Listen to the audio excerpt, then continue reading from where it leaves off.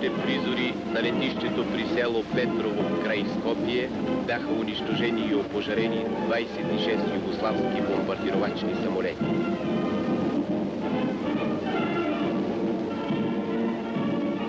Тия тежки бомби бяха предназначени за София.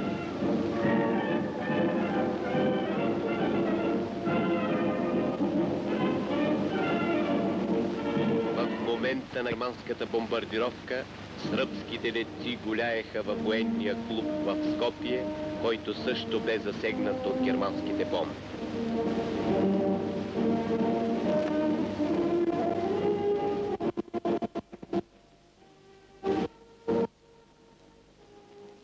Старият римски мост, който свързва двете части на Скопие. Няколко дни по-късно освободеното население тържествено посрещна първият български владик.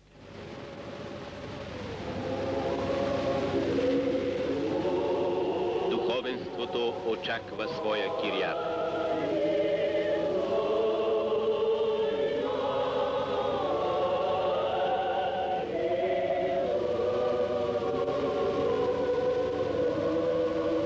Областният директор приветства негово високопреосвещенство.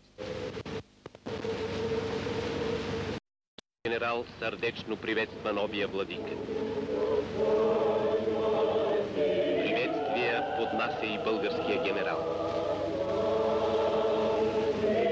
По стар народен български обичай на негово високопреосвещенство се поднася хляб и сол.